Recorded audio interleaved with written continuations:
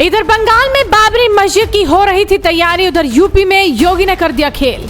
जी हां, आज बाबरी मस्जिद विध्वंस की बरसी है, जिसके चलते बंगाल में आज बड़ी हलचल देखने को मिल रही है।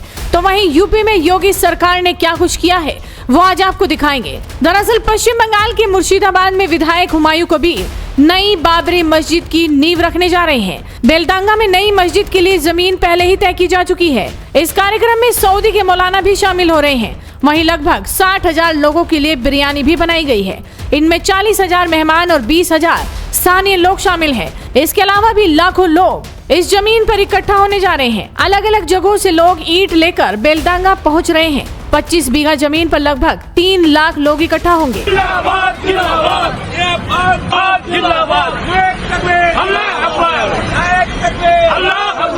मोहम्मद शफीकुल इस्लाम। आप कहाँ रहते हैं? हम जाएगा बाबरी मस्जिद बनाने के तैयारी करेगा हुमायूं कबीर से, वहाँ पर जाएगा। यहाँ पे माथे पे क्या आपने लेके ईट है, इसलिए बाबरी मस्जिद के तैयारी करने के लिए ईट लगेगा। तो सर पे क्यों आप लेके जा रहे हैं? सर पे क्यों? मतलब गाड़ी से भी जा सकते थे आप। हम आ रहा है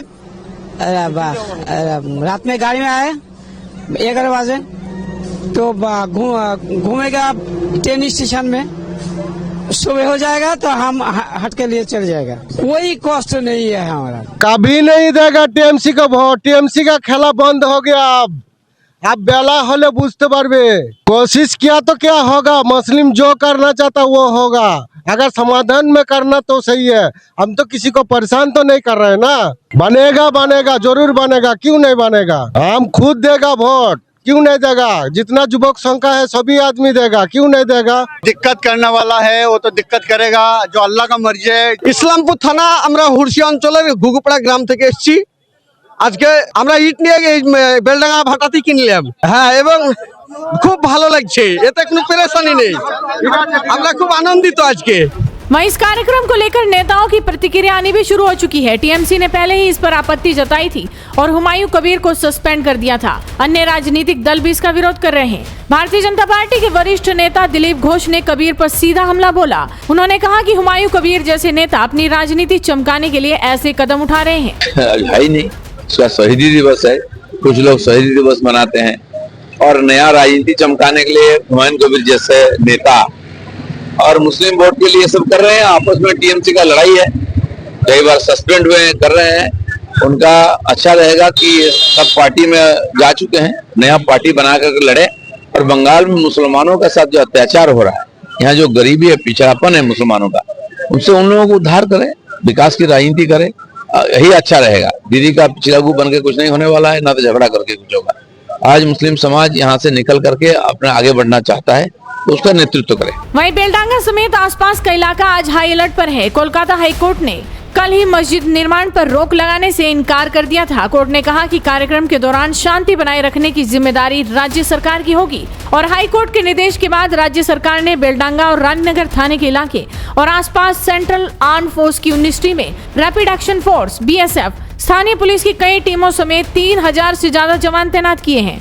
आपको बता दें कि हुमायूं कबीर ने 25 नवंबर को कहा था कि वो 6 दिसंबर को अयोध्या में विवादित ढांचे के विध्वंस के 33 साल पूरे होने पर बाबरी मस्जिद की आधारशिला रखेंगे, जिसके चलते टीएमसी ने 4 दिसंबर को हुमायूं कबीर को पार्टी से सस्पेंड कर दिया था। और अब हुमायूं कबीर ममता पर भी खूब बरस रहे हैं। कुछ नहीं बोलूंगी, पुलिस मेरा पूरा सपोर्ट दे रहा है। पुलिस के साथ बात हो गया। कल ऑनरेबल हाईकोर्ट जो निर्णय लिया इसी पर मुर्शिदाबाद पुलिस, स्टेट पुलिस पूरा मेरे को सपोर्ट दे रहा है, मेरे को सिक्योरिटी दे रहा है, मेरे को शांति से होने के लिए पूरा सपोर्ट पुलिस वाला दे रहा है। रेजीनगर में आपको बुलाया क्या कर? कोई नहीं बुलाया। आपको पास कौन बोला जो मेरे को बुलाया? मेरे को कॉपरेशन करने के लिए बुलाया। मैं क्यों जाने का वक्त नहीं मिला। रात में पुलिस को अधिकारी के साथ में वेन्यू में बात हो गया। कोई नहीं बुलाया। आपका अपप्रचार कर रहा है।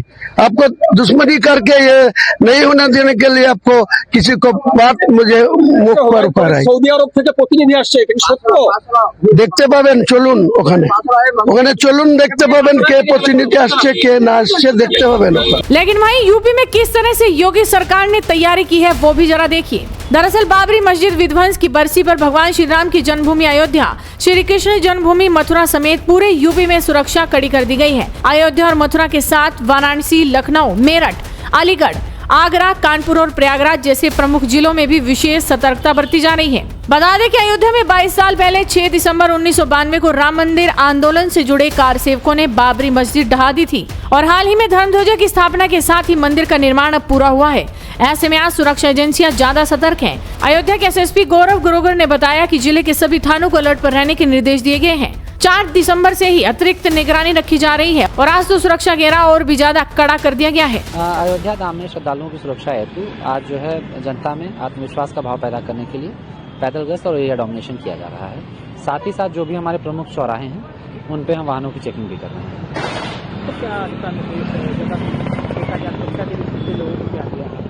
हमने जो अयोध्या धाम क्षेत्र है उसको जोनों सेक्टरों में बांटा हुआ है।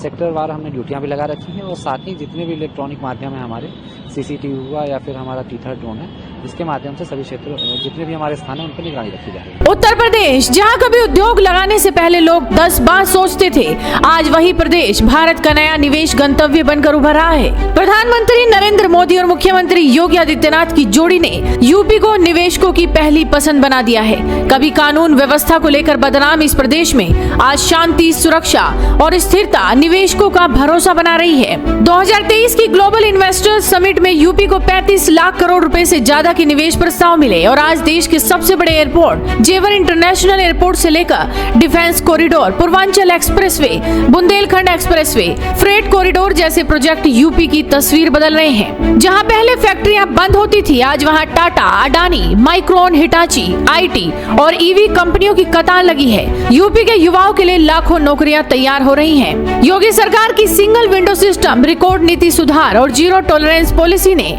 निवेश को आसान बना दिया है और मोदी जी का विकास का डबल इंजन यूपी को सीधे वैश्विक आर्थिक नक्शे पर ला खड़ा कर रहा है। आज उत्तर प्रदेश सिर्फ एक राज्य नहीं, भारत का नया ग्रोथ इंजन बन चुका है। मोदी योगी की निर्णायक नेतृत्व क्षमता ने यूपी को समस्याओं वाले प्रदेश से संभावनाओं वाले प्रदेश में बदल दिया है और आने वाले वर्षों में यूपी भारत की अर्थव्यवस्था का सबसे बड़ा स्तंभ बनने जा रहा है।